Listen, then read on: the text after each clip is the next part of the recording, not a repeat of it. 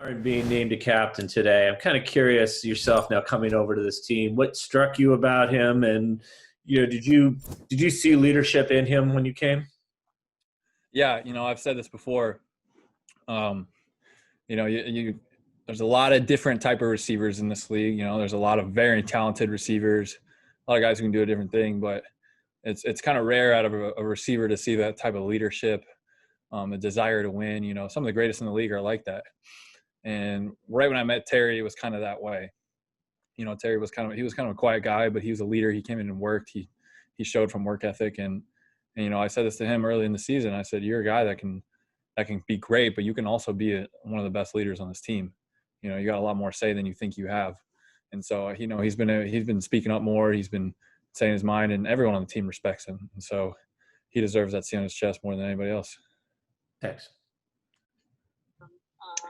Hey, Kyle. I wanted to ask Ron Rivera got asked earlier today about discussing you as the long-term option for the quarterback for the Washington football team, and he just wants to see you keep growing day after day.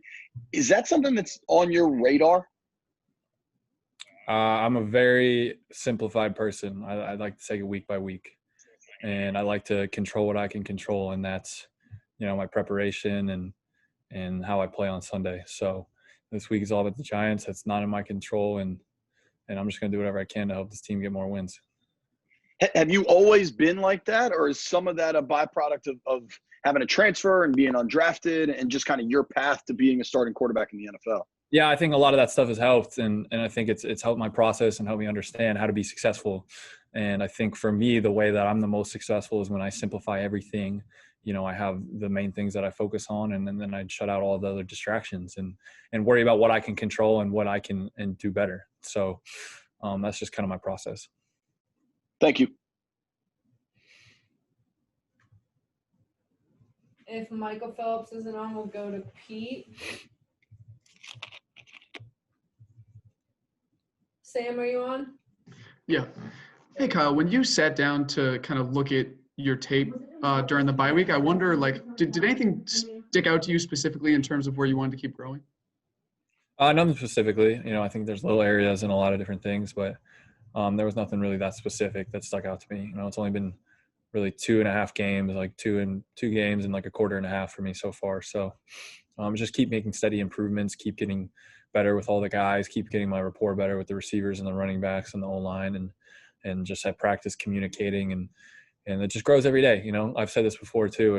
It's our team is a team that needs practice. We need to get better every day. And if we continue to grow and get better, we can be successful this season, but we need to take advantage of all these reps. And you talked about JD playing the F against Dallas and kind of what you guys had to do without a lot of receivers. Ron laughed earlier with how many receivers you guys had today at practice. What does getting all those guys back allow you to do, differently, or what does that give you, I guess, going into your next game? I mean, it just gives us more options. I mean, we can still do that stuff with JD, but it gives us more options of what we can do and open it up a little bit for us. Getting Steve back today at practice was awesome. We got a couple new guys on the practice squad that got to come and run around a little bit, getting Zay back a little bit running around too. So it just opens it up a little bit for us, give us more options, give us a little bit more versatility. Thank you. All right, we'll go to Heather and then Scott Abraham if you have a question, then Rhiannon. Hey, Kyle, this will be the first time for you to experience a fair amount of fans, 3,000, more than you had with just the friends and the family in the stands over the last game. What do you anticipate that being like? I mean, does it make a tangible difference? Just even a number like 3,000, seeing those people and maybe hearing them, and how much are you anticipating that this weekend? Yeah, we'll see. When we played in Cleveland, I think they had like 7,000, maybe 8,000 fans there. And that was a major difference. It's not like the noise is, affecting your play or anything, but, you can feel the emotions of the game a little bit more. You can feel the momentum a little bit more. You can ride that a little bit more. And so, yeah, we'll see. We're excited to get fans out there, man. It's been an eerie feeling scoring touchdowns and no one saying anything and it being completely quiet. We've had to bring our own energy, bring our own juice, and it'll be exciting to get at least a couple people out there to help us get a win on Sunday. Thank you. Hey, Kyle, Scott Abraham, ABC7. It seems like you and Logan Thomas have been developing a really nice rapport. And explain just what he brings to the offense. It almost seems like he's a great security blanket in a sense for you out there on the field. Yeah, I think Logan has been really good for me, especially because he's played quarterback before, and so he thinks like a quarterback out there. You know, we have a lot of conversations at practice about different routes, different looks, and they flow because he's played quarterback before. He understands the looks, and you can see that with some guys around the league. I think about Greg Ward in Philadelphia, the success that he's had, and I was with him in Houston when he played quarterback. He was a really good quarterback in college. He's transferred that over to being a receiver. And when you get guys like that who understand defenses, who understand where to sit in the holes, when to do this, when to do that, you know, you get a little bit more comfortability with him. And so me and Logan have been getting better and better every week. And same with a lot of other guys on the offense though too. I think for me it's been really good to be able to get in there and get those reps in practice and communicate with those guys and tell them what I'm seeing, tell them what I need to see out of certain routes, certain looks and stuff like that. I think communication has been really great. Thank you, Kyle. Matt Paris and then Ben. Hey, Kyle. Going back to what JP was asking about earlier, was there a point in your journey that you kind of really learned that, you know, control what you can control? Or was there a point where where it really was hammered home for you? I don't think there was a certain point. You know, I've had a lot of people in my journey helping me along the way, and I've just kind of figured out along the way that you only have so much mental energy. You only have so many things you can care about. You only have so much you can put in and put effort into. And the things that really matter are the things that you can control. You know, there's a lot of things in life outside of football, in football, and just all different areas of life where you can't control it. So there's no reason to put your energy and your time into it. So for me, it's the same thing as when you're going up to a play, you're going to simplify your plan, right? If it's this coverage, I'm going to go here. If it's this coverage, I'm going to do this, right? You have a plan every play. And for me, it's just a plan in preparation, a plan in life of controlling what you control, simplifying it, and putting all your effort possible into those areas. Right. And, you know, a lot of people do view you as maybe a stopgap. Is that something that motivates you at all to prove that label wrong, or how do you kind of view that? I mean, people have thought a lot of different things about me, you know. I think early in the season last year, people were saying, get Cam out, Kyle is the savior. And then at the end of the season, people were telling me to retire. You know, I think people think a lot of different things. People think irrationally, especially people outside the building. And so it goes into the same thing, you know, control, you can control, you can't control what people think. And for me, it's just all about coming in and giving everything I got for the guys in this building, because that's what I can control. Hey, Kyle, Ben Standig with The Athletic. Coming into the season, other than Terry McLaurin, I think there were probably a lot of questions about what you guys had with the skill players. Through 7 games, what do you think they've been able to show, and what do you think sort of the next step for that group? And I'm including obviously the running backs and the tight ends.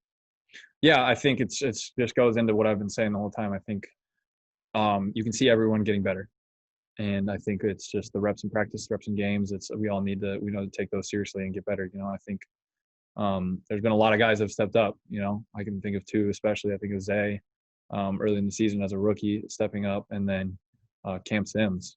I mean, he's been a guy that's been around here for a little while, and when his numbers called, he stepped up. You know, early in the season was on special teams, and then he started playing so well. We put him in on stuff on offense, and he's taking advantage of every single opportunity. And so I think it's really encouraging to see the guys taking advantage of their opportunities and not shying away from the light.